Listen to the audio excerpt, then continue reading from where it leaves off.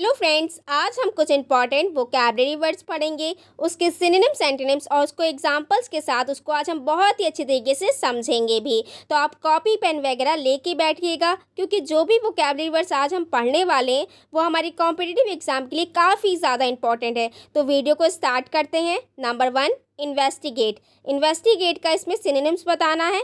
पहले हम इसका ऑप्शंस देख लेते हैं। प्रोब, नेगलेक्ट, फॉरगेट या फिर इग्नोर। इन्वेस्टिगेट का मतलब होता है छानबीन करना या फिर तहकीकात करना। फॉर एग्ज़ाम्पल, जब भी कोई इंसान क्राइम कर देता है या फिर किसी का मर्डर कर देता है तो पुलिस क्या करती है? छानबीन करती है ना, उसके बारे में इंफॉर्मेशन लेती है, उसके बारे में इन्वेस्टिगेट करती है कि ऐसा क्यों किया इसने, किस लिए किया, क्या रीज़न था, है ना। तो इसका क्या मतलब होगा? इन्वेस्टिगेट। चलिए, अब हम इसका मीनिंग तो जान गए। अब इसमें से ऑप्शन में से बताइए इसका क्या सिमिलर वर्ड्स है। यस, एकदम करेक्ट, प्रोब।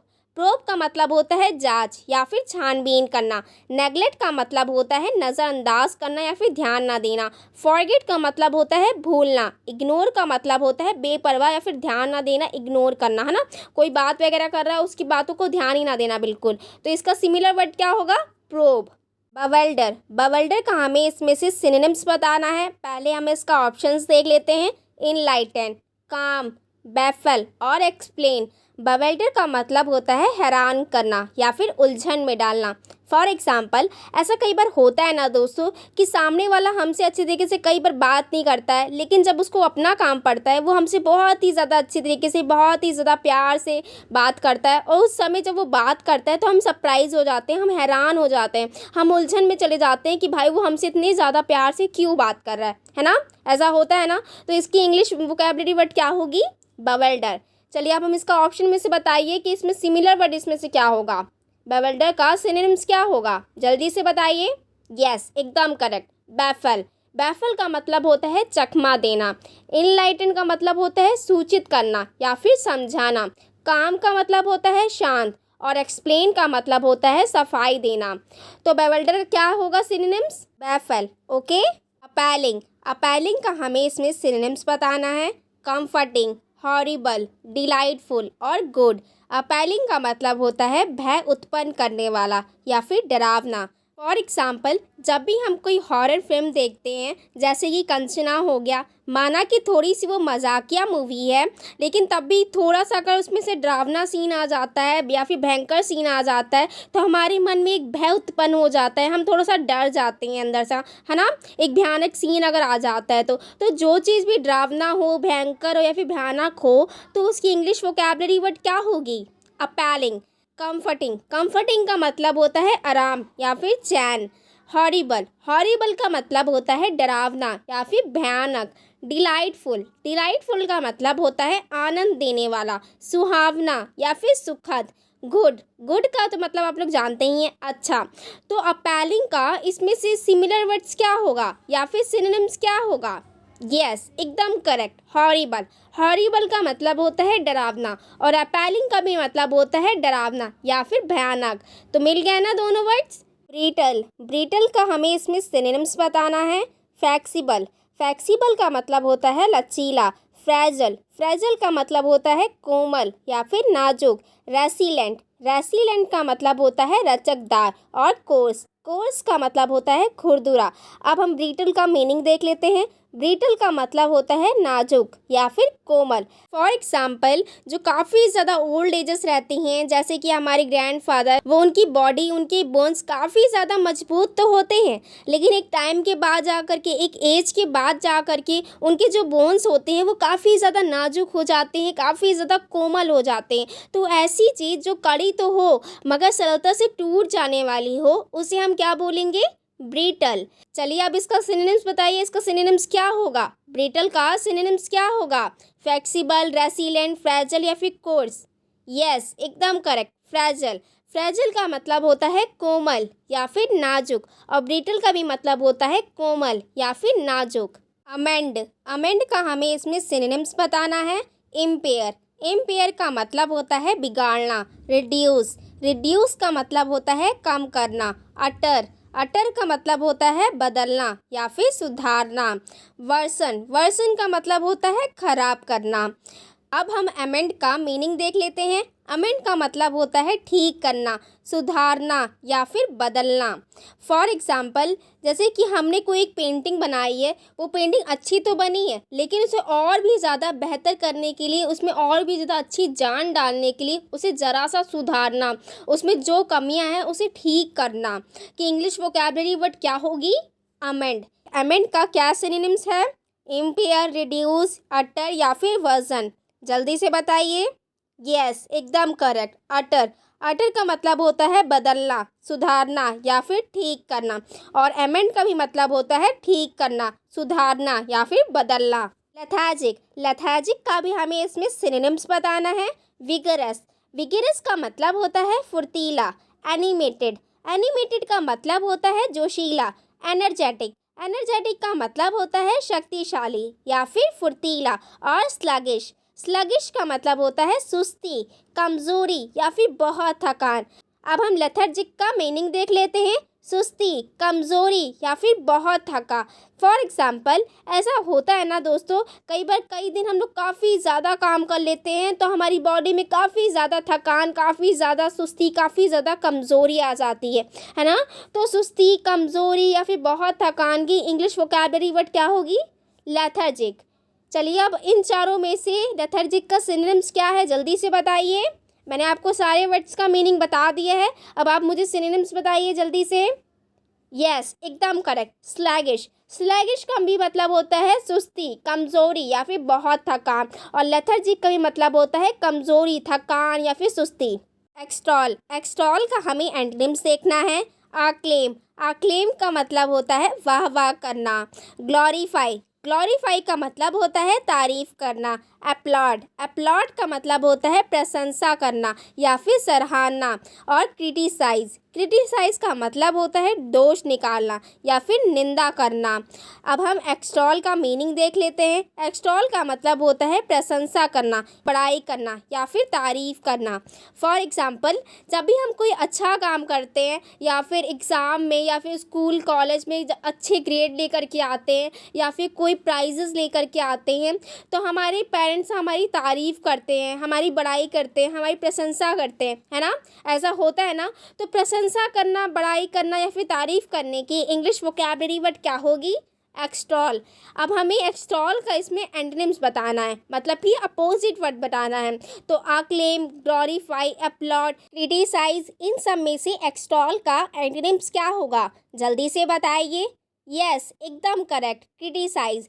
क्रिटिसाइज का मतलब होता है दोष निकालना, निंदा करना या फिर किसी की कमी निकालना, और एक्सटॉल का मतलब होता है प्रशंसा करना, बड़ाई करना या फिर तारीफ करना। इम्प्लीकेट। इम्प्लीकेट का हमें एंटोनिम्स बताना है। इन्वॉल्व। इन्वॉल्व का मतलब होता है शामिल होना। एब्जॉल्व। एब्जॉल्व का मतलब होता है दोष मुक्त करना या फिर मुक्ति पा जाना। कनेक्ट। कनेक्ट का मतलब होता है मिलाना। और इंक्रिमिनेट। इंक्रिमिनेट का मतलब होता है दोषी ठहराना या फिर दोष लगाना। अब हम इम्प्लीकेट का मीनिंग देख लेते हैं। इम्प्लीकेट का मतलब होता है अपराध में फंसाना, उलझाना या फिर चक्कर में डालना। फॉर एग्ज़ाम्पल, ऐसा होता है ना दोस्तों, कई बार अपराध कोई और करता है लेकिन वो दूसरे इंसान को फंसा देता है अपना अपराध छुपाने के लिए। वो अपना अपराध छुपाने के लिए किसी और के ऊपर इल्ज़ाम लगा देना, किसी और को फंसा देना, किसी और को उस चीज़ में उलझा देने की इंग्लिश वोकैबलरी वर्ड क्या होगी? इम्प्लीकेट। चलिए, अब जल्दी से बताइए इन चारों में से कौन सा ऑप्शन सही है। इम्प्लीकेट का एंटोनिम्स क्या होगा, जल्दी से बताइए।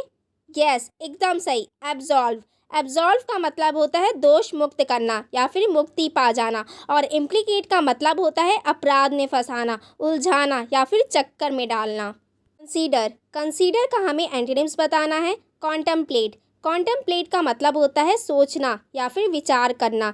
पाउंडर। पाउंडर का मतलब होता है विचार करना। थिंक। थिंक का भी मतलब होता है विचार करना, सोचना। और नेगलेक्ट। नेगलेक्ट का मतलब होता है ध्यान न देना, बेपरवाही करना या फिर परवाही ना करना। चलिए, अब हम कंसीडर का मीनिंग देख लेते हैं। कंसीडर का मतलब होता है सोचना, विचार करना।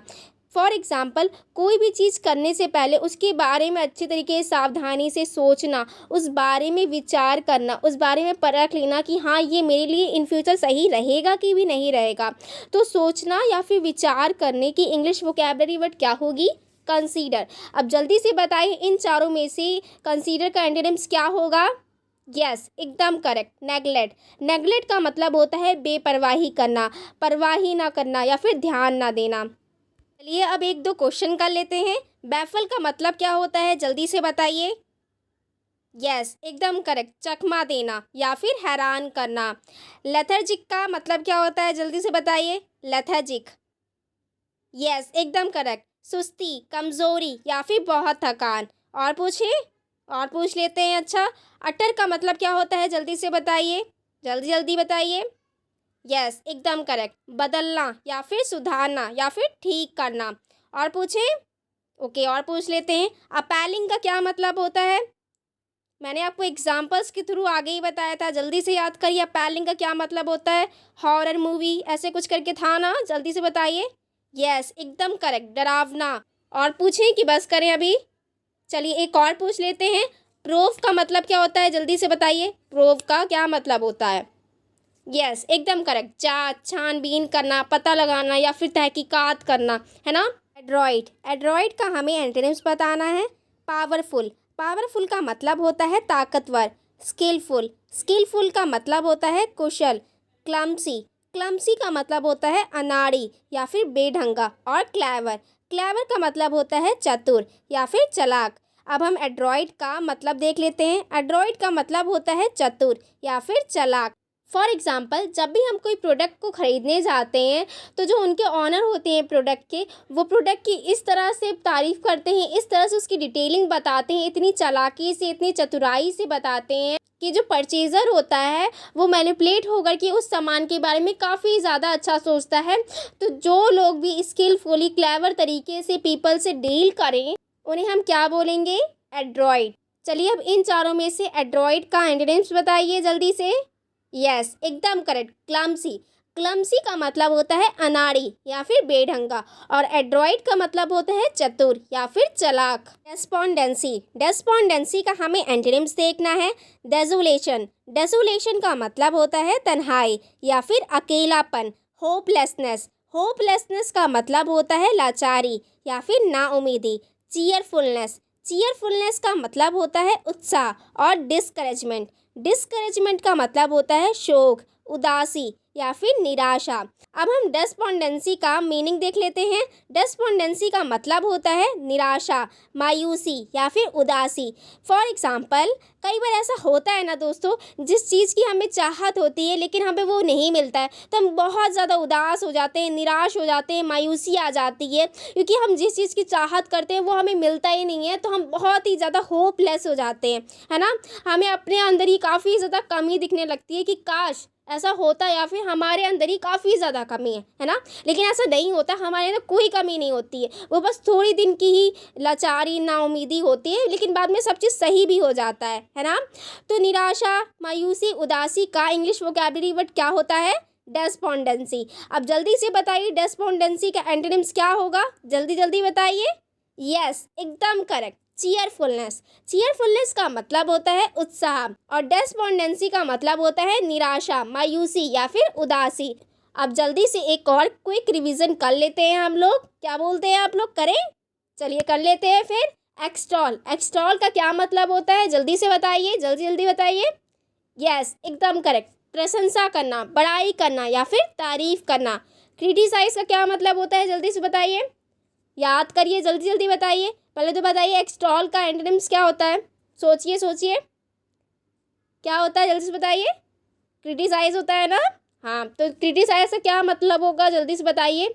जब एक्सटॉल का मतलब होता है प्रशंसा करना, बड़ाई करना, तारीफ करना, तो क्रिटिसाइज का क्या मतलब होगा, जल्दी से बताइए। यस एकदम करेक्ट, दोष निकालना, निंदा करना, है ना। तो और पूछ लेते हैं, और पूछे। चलिए बताइए फिर, इम्प्लीकेट का क्या मतलब होता है, जल्दी से बताइए। इम्प्लीकेट का क्या मतलब होता है? अपराध में फंसाना, उलझाना या फिर चक्कर में डालना, है ना। और पूछे, इंक्रिमिनेट का क्या मतलब होता है, बताइए। दोषी ठहराना, दोष लगाना। इन्वॉल्व का मतलब तो आपको पता ही होगा, है ना। अच्छा और पूछे, क्लमसी का क्या मतलब होता है, जल्दी से बताइए। क्लमसी का तो मतलब सब लोग बता देंगे, है ना। एकदम करेक्ट। अनाड़ी या फिर बेढंगा। क्लेवर का क्या मतलब होता है? चालाक या फिर चतुर। और पूछे कंसीडर का क्या मतलब होता है? जल्दी जल्दी बताइए, कंसीडर का क्या मतलब होता है? जल्दी बताइए। यस, एकदम करेक्ट। सोचना या फिर विचार करना। कोई भी डिसीजन लेने से पहले, कोई भी निर्णय लेने से पहले उस बारे में सावधानी से अच्छे तरीके से सोचना, विचार करना को हम क्या बोलेंगे? कंसीडर। डिस्करेजमेंट का क्या मतलब होता है? जल्दी बताइए। डिस्करेजमेंट का क्या मतलब होता है? शोक या फिर उदासी। डेजोलेशन का क्या मतलब होता है? डेजोलेशन का क्या मतलब होता है? जल्दी जल्दी बताइए। यस, एकदम करेक्ट। तन्हाई या फिर अकेलापन। और पूछे कि रहने दें? और पूछ लेते हैं। अच्छा, अक्लेम का क्या मतलब होता है? अक्लेम का क्या मतलब होता है? यस, एकदम करेक्ट। वाह वाह करना, बड़ाई करना। एक्सटॉल का सिमिलर वर्ड अक्लेम है। ओके, और पूछ लेते हैं नेगलेक्ट का क्या मतलब होता है? नेगलेक्ट का तो सब बता देंगे, है ना। नेगलेक्ट का मतलब होता है परवाह ना करना, बेपरवाही करना या फिर ध्यान ना देना, नज़रअंदाज करना, है ना। आई होप दोस्तों आपको ये वीडियो पसंद आई हुई होगी। अगर अभी तक आपने इंग्लिश वोकैबुलरी वर्ड का डे 1 नहीं देखा है तो जा करके पहले उसको भी देख लीजिए। तो मिलते हैं नेक्स्ट वीडियो में। Bye bye.